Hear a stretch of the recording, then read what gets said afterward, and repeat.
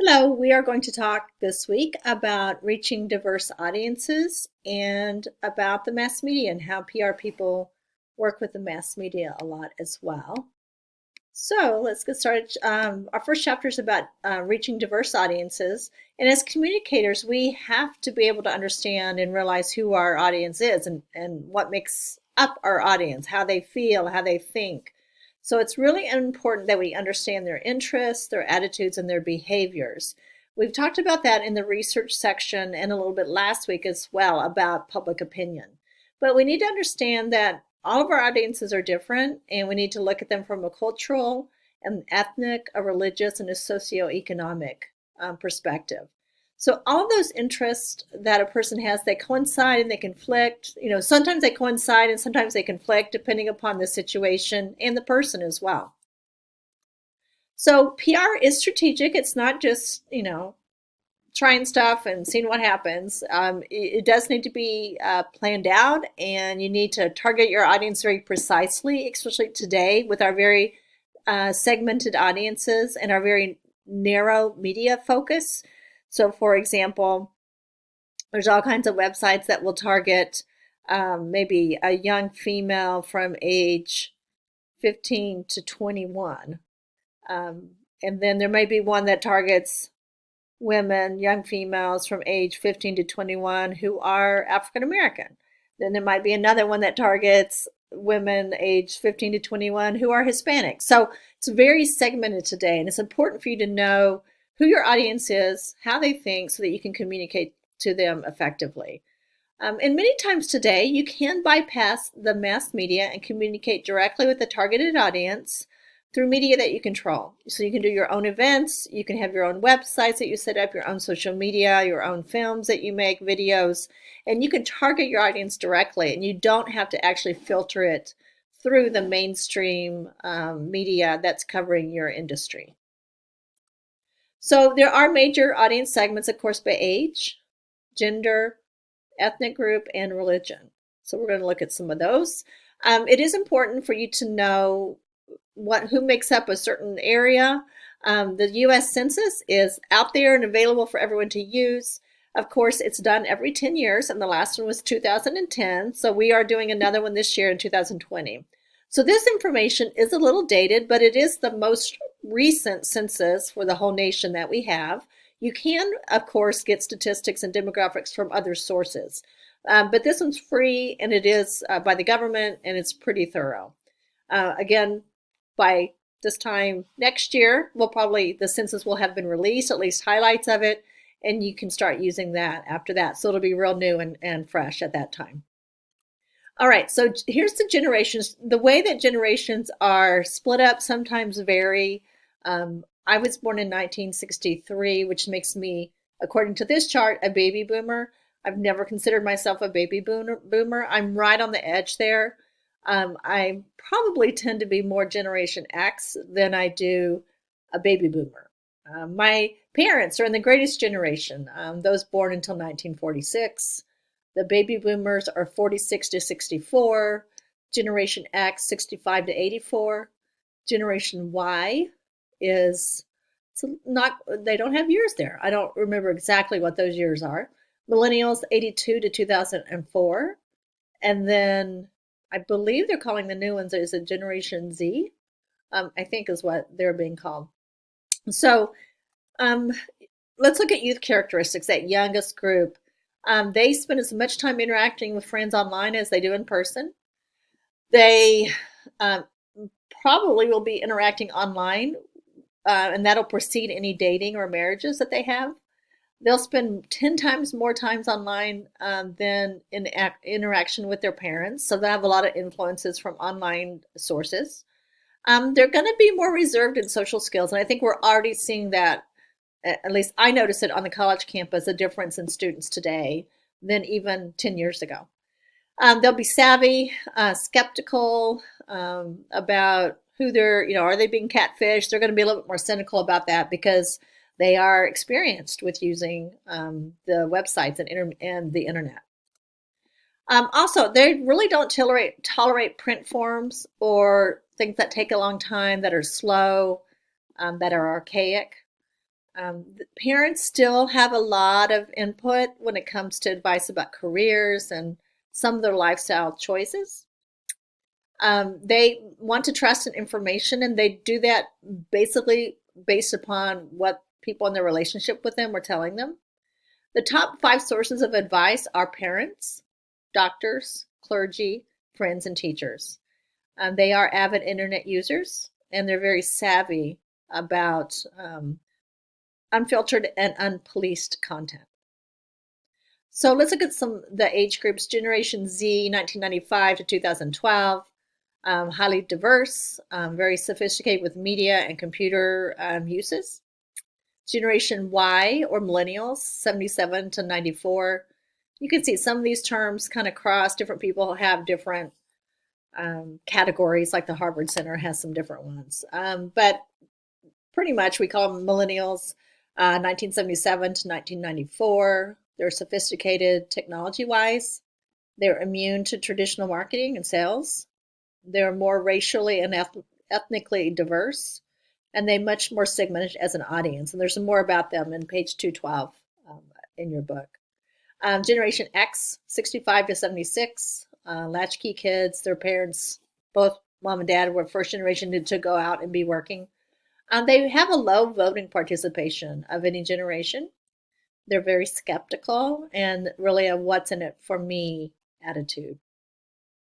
Baby boomers, which I'm supposedly in, it's really the only generation defined by the Census Bureau. And they are more willing to spend their income on consumer goods and luxury items. And the outlook varies depending upon when they were born. So many of those in the later, like myself, are more like Generation X. They did come of age during the advent of TV. I can remember black and white TV. I can remember TV when we only had 5 stations, not 300 that like we have now. Their buying habits and lifestyles are heavily influenced by visual advertising. They are more skeptical than their parents' generation, but maybe not as much as their kids. Baby boomers tend to define themselves according to their profession, how they work. I think that's also an American thing. They're very well educated and they are accomplished, and they take pride in that. They do question authority. Social issues, of course, those in the 60s were rebelling against so much authority that was happening. They're competitive, they enjoy their leisure time, and they really will probably retire later than their parents because they have better health, and maybe more financial uncertainty. The seniors, the greatest generation. My parents are in this generation, less easily convinced than young adults. They want value in the things that they buy. They pay little attention to fads. They are active in voting, reading newspapers and magazines. They like to volunteer. They're health conscious, and they have seen their savings erode in recent years, especially since the economic crisis. So knowing those things helps you know how to communicate to those audiences. Women have a lot of purchasing power. They also have a lot of influence as opinion leaders. They make up 61% now of the U.S. workforce. They also earn more undergrad degrees than men in the same age group. And they also attend grad school at higher rates than men do. The LGBT is a more of lifestyle, gender lifestyle that's becoming much more accepting and we're much more aware of. And companies and organizations are targeting and reaching out to this organization, this group as well. And they are an emerging demographic and lifestyle. So they also are very loyal, and they support companies and brands that reflect their views. And if there are companies and brands that don't reflect their views, then they will not use those brands or go eat fast food at that certain restaurant. Religious groups are growing in market power, as we hear a lot from the last presidential election about how many, how different segments of different religious groups voted. It's also very, very diverse between, if you look at just those who are Christian, how many different denominations and churches there are. Then you have Muslims, you have those who don't believe in anything.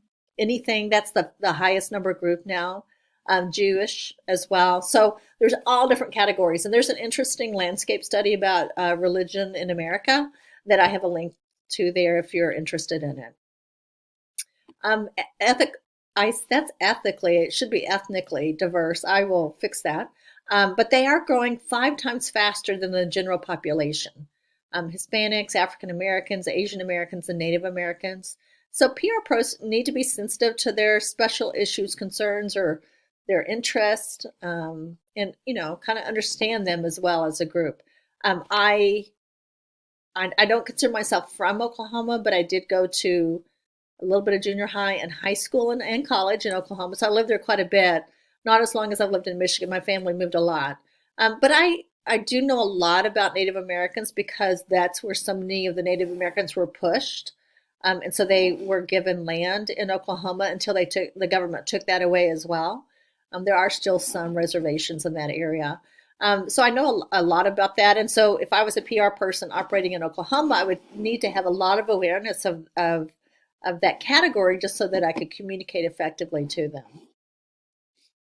The U.S. Census Bureau, here it is from 2010. You can see the numbers about ethnic populations, whites. You can see the numbers comparing 2000 and 2010. That's declined. Hispanics has risen. Blacks have stayed the same. Asians has risen, and other as well.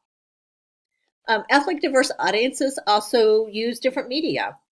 So it's important that you understand and know the types of media channels that are out there. There are many, and the viewership has increased, and using their websites and all those types of things. So there's more information on page 217 about media use by ethnic group.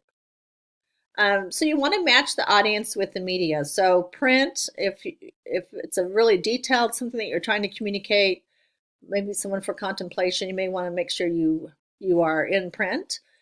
Radio and video gives you more flexibility, and you can really specifically target different audiences with those tools. Television can have more of an emotional impact because of the nature of it, the visual nature of it. Of course, online media, you can really customize to target audiences, and same with social media as well. All right, so let's move on to the mass media. Writing is a very important part of a PR person's job. It really is the backbone of PR skills. And if you are a PR major, you know that you have several writing courses that you will be taking. In fact, to get that first PR job, you need to be a writer and show your writing skills.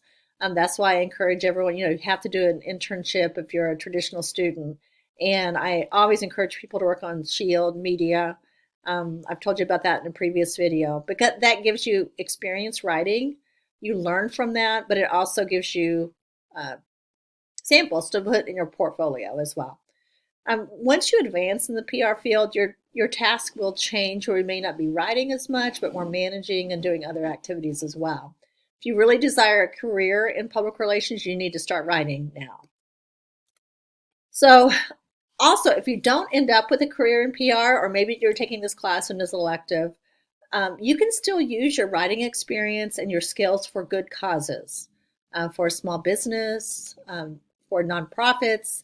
You'll know how to write ads and brochures and design those and to do fundraising, and you'll know how to use social media for a nonprofit or a mission group, mission work, any of those type of things. So it's a really great skill that you can use for a lot of different audiences. And writing for the mass media is different, even if you're a really good writer, say for English. It just is a different technique. You'll have a good foundation, but there are different things that you need to be aware of as you make that transition into writing for websites or magazines or newspapers or social media, any of those type of things. There's a lot of variety in PR, as I've mentioned before, but also you need to be a really good rewriter. So you need to be an acrobat, a verbal acrobat with your words, leaping from one form of writing to another. Understanding what tool you're using. Is this a news release? Is it a feature article? Is it a blog? They're all going to be written differently. You can use the same set of information, but just tweak it a little bit and change it for the different platform that you're using. So one collection of facts can serve you well. You can use it in a lot of different ways. So the types of communication that a PR person uses is a news release, media advisory, which is usually sent out like right in advance of an event or something like that, saying, remember, so and so is going to be a special guest today at Rochester University, and inviting people, press people, reporters to an event. A feature release is less timely. It's softer. You usually only send it to one publication at a time. It's not one that you send out to everyone. Newsletters are targeted to a very specific audience. Many times there might be a newsletter for employees or for salespeople or customers. They can be very targeted. And a lot of times today, newsletters are e-newsletters and are done, with a digital platform instead, which also makes it a lot cheaper for you to produce. There's pamphlets and brochures. Those are usually used for external audiences. And sometimes it's the first and only contact a person may have with an organization. Some people are even, websites are kind of like a digital brochure in many ways. And brochures give you two basic types. There's information brochures and motivational or sales type brochures. An annual report is the most expensive contact that a company will send to stockholders in the financial community. It is required by the Securities and Exchange Commission for all publicly traded companies. So if they have stock, they are required to print annual reports. Many times they will print them, but they also provide digital copies as well. And it's a place for them not only to have their key financial information in there, but also to tell their story, what happened that year. So it's kind of a combination. So the PR person is the one that's really writing the what happened this year part, trying to communicate all of that to those around them. I once wrote an annual report for Michigan Lottery. An ad agency hired me to do that years ago. So I wrote that part, but I didn't do the number part. Someone else does that. So it's a fun thing. I knew a person, she was at a Fortune 500 corporation. Her year-round job was the annual report. That's what she did every day, is to work on that type of information. So American companies spend $200 million a year on annual reports, so it is a really expensive form of communication. Media kits. A lot of times today we have online media kits, but they also are handed out if you have a reporter on campus or a key audience that you're trying to communicate to. It might just be a folder where you have a fact sheet, a news release, some photos, logos, maybe a feature article that tells more about a situation. Maybe it's a executive bio.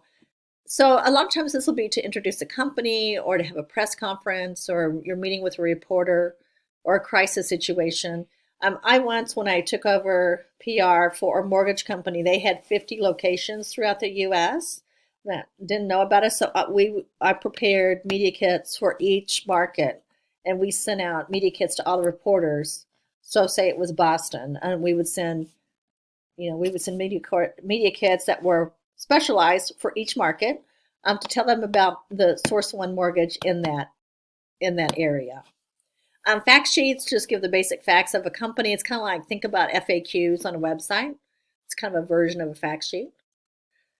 Bios, usually only for top executives, but a PR person will write those. Sometimes they're very straight and factual. Others it's more giving a flair of someone's life, what they're most interested in. And then there's image advertising. So PR people also write advertising. It's usually called image or corporate advertising, and you're doing it in coordination with the ad agency or ad team. It's really more message oriented. Here's one that P&G had recently. And so this is not selling a specific Procter & Gamble product. It's not selling Tylenol, for example, but it's, that might be Johnson & Johnson. So maybe Crest or Colgate, I'm not sure which one. But it's the overall brand.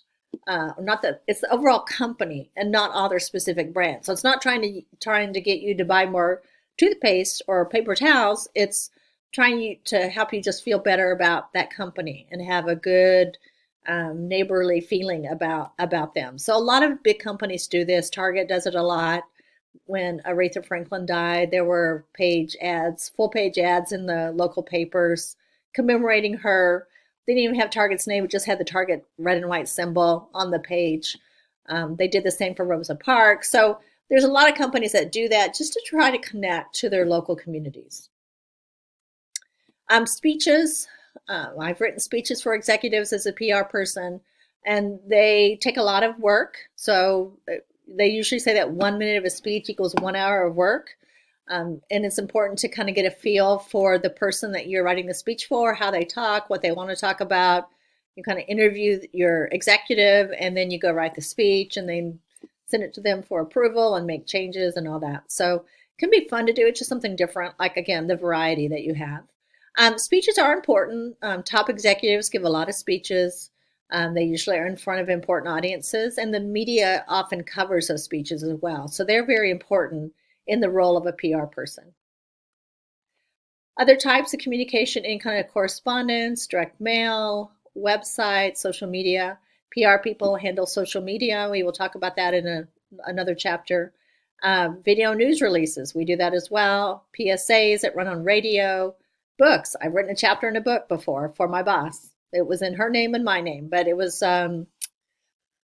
years ago. But I wrote a chapter in a book. Can't remember what it was about. I think it was about PR. I think it was about women in PR, and it was a historical book. And I wrote a chapter about some Detroit women, I believe. Can't remember the details, as I've said. News releases are the most common tactic. It is a printed news story that an organization prepares and you distribute to the media.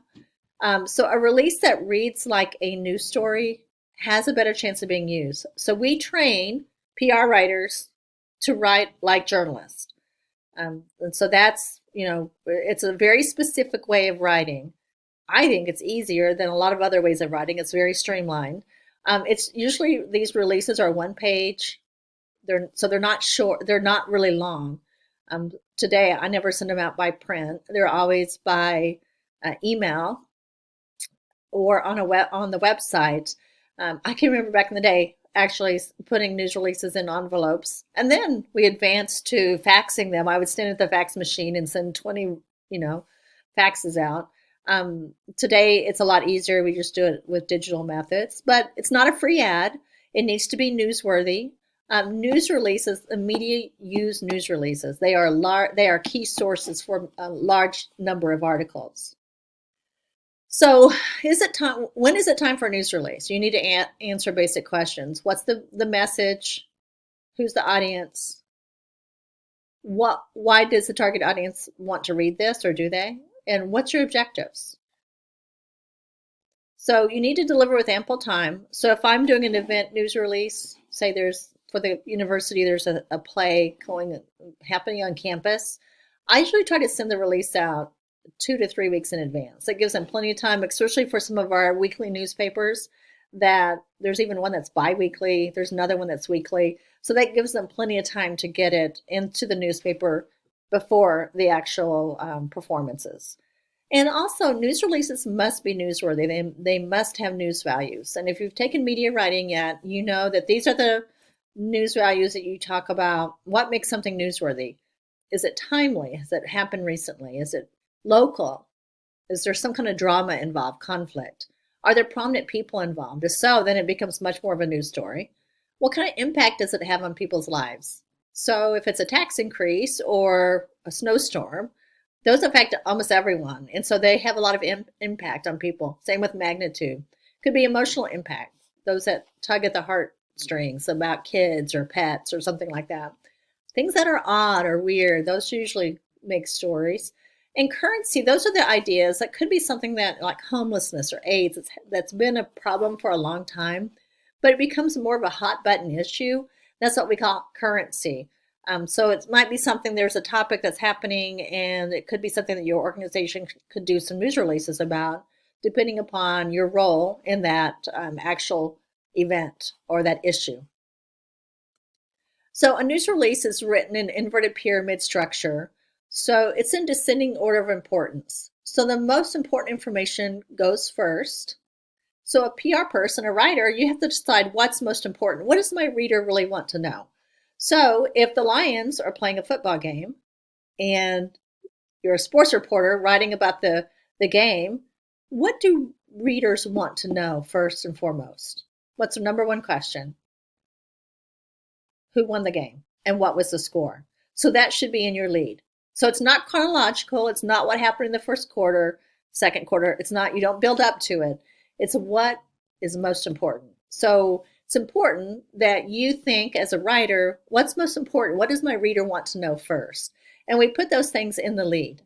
And then you start supporting details and background information. Quotes will come later. So it's a really kind of a nice pattern of way of writing. Websites are done this way. Like the summary little blurbs that you see, kind of tells you the most important information.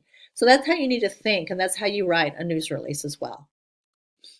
So summary lead contains the most important fact or facts. It also creates interest. You can't make it so streamlined that it's boring that people won't want to read it. So it's kind of like it is creative. It's still more streamlined, but you've got to balance it between what's most important and also making it interesting. And then in the body, you amplify and support the lead. You have your quotes, etc. I should have already gone to this slide before. There is no conclusion. You don't have to worry about that. In a news release, you'll have a boilerplate paragraph. I will pause on that until I get to that slide. So in a lead, leads are the bait to hook the reader. This is what gets the reader to pay attention. They're going to decide whether the message is entertaining, compelling, whether they want to read it or not. So your lead is important for your news release.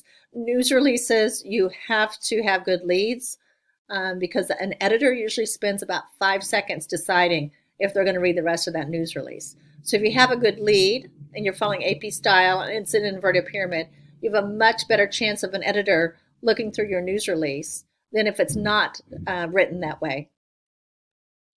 So some guidelines for writing: be brief. Leads should be direct. I tell my beginning writers no more than 30 words.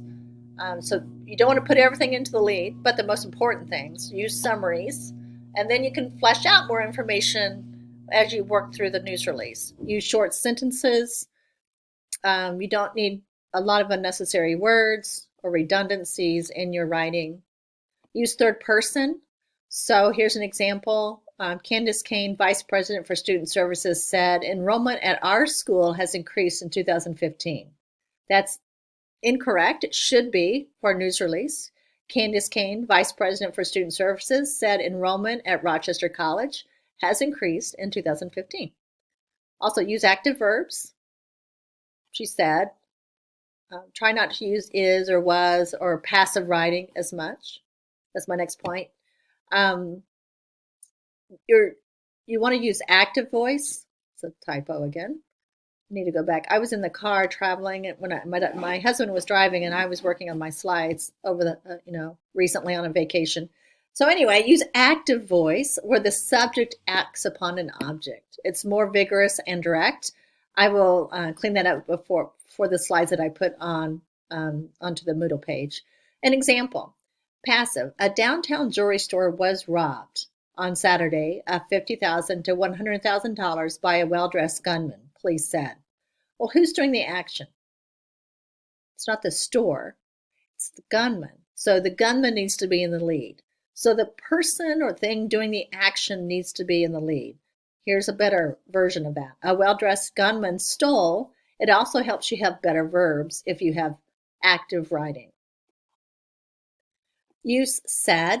When attributing a statement to a person, use the word said. You can just use it over and over and over again. You don't need to worry about getting a synonym like stated or claimed.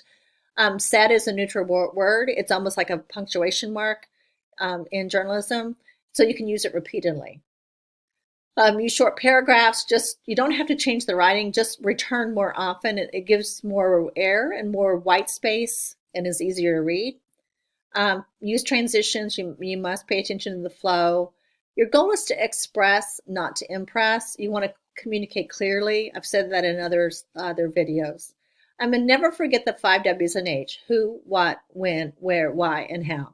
So every time I send something out, especially to a larger group of people, even if it's just an email, but I go back and I make sure, did I include who, what, when, where, why, and how? So it's a really good double check for you to get into that habit of double checking everything that you send out. according to 5Ws and H. I've caught myself many times from having to send out a sorry or something like that. Sorry, I forgot to put the time in, whatever it might be. So remember to follow that guideline. A boilerplate, this is what I mentioned before. It's a broad general overview paragraph, and that's what you put at the very end of your news release. So if I'm writing news releases for Rochester University, that paragraph would be dropped onto every single news release I sent out. So it would not be about the topic of that news release. It would just be a general paragraph that gives the reporter and the editor more information. They may not know Rochester University, and my boilerplate will tell them more about who we are. You usually signify that it's the end of the release using pound signs. It's kind of an old school thing. I don't use it as much in emails because you can tell when something's over, and everyone usually has a signature at the bottom of their page. But it could still be used. There's nothing wrong with that. And I will have a sample release that I will put online for you. Also, it's really good to include photos and visuals. Reporters now, they're wanting that. A lot of times that helps them run a story. So if I'm sending out a news release about a play, I always send out a promo photo with it. So maybe it's just 2 or 3 of the cast members, acting. And they're all in their costumes and so that it just gives the media a graphic to use with that news release. They make a story more appealing, they draw attention, and they are read. So photos are appealing. They want gatekeepers, your editors, your media outlets, they want to see photos. So make sure you have good photos that you send them, that they are high quality, lighting's good, composition's good, resolution, all that. All right, that's it for today. I'll get that slide fixed and I will put up a sample news release on the Moodle page as well. Thanks so much.